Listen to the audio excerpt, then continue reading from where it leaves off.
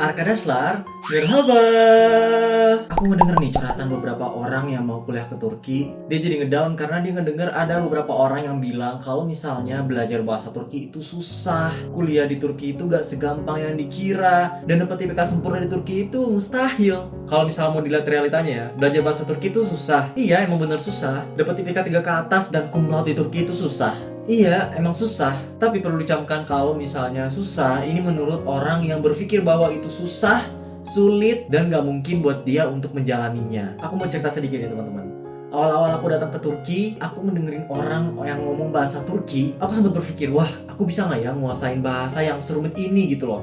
Yang kedengarannya tuh kayak kumur-kumur gitu. Yang aku bahkan satu kata pun aku nggak tahu artinya ini apa, kayak gitu. Ya kalau dipikir-pikir ya emang sulit dan butuh waktu lama ya untuk bisa menguasai bahasa Turki. Cuma aku adalah orang yang selalu percaya bahwa di mana ada kemauan, di situ pasti ada jalan. Di mana ada kesungguhan, di situ pasti ada kemudahan-kemudahan yang akan datang menghampiri kita. Jadi waktu itu aku membuat target untuk aku bisa menguasai bahasa Turki ini dalam waktu yang sangat singkat, kurang lebih 3 bulan doang. Motivasiku waktu itu ya, aku gak mau lama-lama dalam menguasai bahasa Turki ini. Pokoknya aku pengen bisa bahasa Turki cepat, ngomong lancar, supaya aku enak kalau misalnya kemana-mana, kalau misalnya pergi sama sini, kalau misalnya ngurus ini itu. Aku gak usah buka Google Translate lagi, aku gak usah minta ditemenin sama senior lagi. Ya motivasiku ya sesederhana itu waktu itu kan. Jadi waktu itu aku selalu berusaha untuk bekerja keras, belajar dengan giat dari banyak sumber. Waktu zaman aku belajar bahasa Turki, itu belum ada yang namanya kelas pendamping bahasa Turki kayak sekarang ini ya. Nah kalau misalnya kalian belajar bahasa Turki yang di kelasnya ini gurunya ini ngejelasin pakai bahasa Turki, padahal kita sendiri kan belum bisa bahasa Turki ya. Jadi mungkin di sana bakalan ada misinformasi atau kita nggak ngerti kayak gitu. Nah kalau misalnya sekarang ini udah enak, udah ada kelas bahasa Turki yang bisa menjadi pendamping kelas Tomer, bisa membantu teman-teman dalam menguasai bahasa Turki. Nah jadi waktu itu aku belum ada tuh yang kayak begitu-gituan. Jadi kita semua belajarnya sendiri, kita semuanya belajarnya secara mandiri kayak gitu.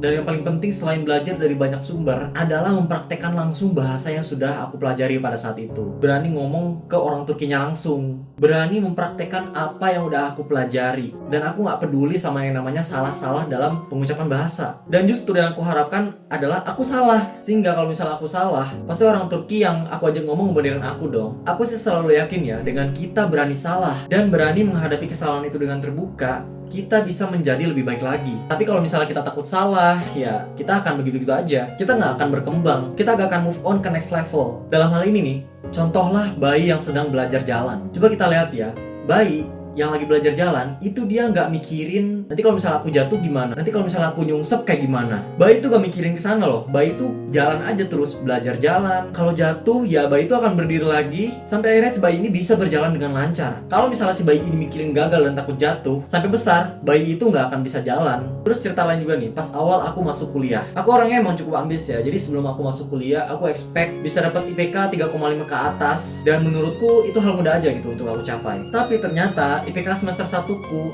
aku waktu itu cuma dapat 2,8. Dan waktu itu aku sangat sedih, aku juga kecewa karena gak sesuai gitu ya dengan targetku. Emang sih aku ngakui kalau misalnya kuliah Turki itu gak mudah untuk bisa dapat IPK 3. Tapi pada waktu itu aku selalu berusaha dan aku selalu yakin kalau misalnya aku bisa dapat IPK yang lebih bagus lagi ke depannya. Dan aku yakin aku bisa memperbaiki semuanya. Sampai akhirnya guys, di semester selanjutnya, di semester 2, IPK aku langsung naik banget ke 3,47. Kalau misalnya aku aja bisa, kenapa teman-teman gak bisa? Percayalah guys, di dunia ini gak ada orang yang bodoh. Yang ada itu cuma orang yang malas dan takut akan perubahan-perubahan yang dihadapinya, takut akan tantangan-tantangan yang dihadapinya. Yang penting itu sebelum kita melangkah, kuatkan niat, bulatkan tekad. Karena menurutku itu adalah tameng kita ketika kita lagi ngedown. Kalau misalnya kita lagi ngedown, ya kita ingat lagi niat awal kita tuh apa, motivasi kita tuh apa untuk menjalani hal-hal ini. Kalau misalnya niatnya lurus dan motivasinya benar, aku yakin kita bisa bangkit lagi dengan mudah. Tapi ketika kita niatnya salah, motivasinya juga kurang kuat, ya bisa jadi berhenti di tengah jalan. Makanya itu hal yang penting banget sih sebelum kita memulai segala sesuatu. Terus juga nih buat yang mau kuliah Turki, atau bahkan bukan kuliah Turki ya, kuliah dimanapun, kuliah di luar negeri gitu, coba tanyakan ke diri kita sendiri, apakah kita mau kuliah ke luar negeri itu sekedar ikutan trending doang, sekedar cuma gaya-gayaan doang, sekedar cuma bahan pameran ke teman-teman doang, bahan bangga-banggaan ke orang lain doang, atau mau benar-benar menimba ilmu, benar-benar mau mengembangkan diri, benar-benar mau keluar dari zona nyaman, zona rebahan kita yang selama ini kita tuh berada di sana. Coba tanyain lagi ke diri kita masing-masing. Oke, jadi buat teman-teman yang lagi ngedown, ngedown, ayo dong jangan ngedown. Kalian pasti bisa. Pasti akan ada jalan kalau misalnya niatnya kuat dan kalian sungguh-sungguh. Oke, semangat semuanya para pejuang, para pemimpi. Semoga kita bisa menggapai semua cita-cita kita ya guys. Kalau misalnya kalian suka dengan video ini, kalau misalnya kalian mendapatkan semangat, motivasi dari video ini, aku minta like, komen, dan juga share ke teman-teman kalian supaya kita berbagi positive vibes ke orang lain juga ya guys. Oke, aku doakan semoga kalian berhasil, semoga kalian sukses selalu. Good luck. Jangan lupa juga subscribe ke channel aku, dan mungkin teman-teman mau nonton video aku yang lain silahkan banget, dan jangan lupa juga komen dan bantu share ya guys. Oke, see you in the next video, and as always, Guru Shurus.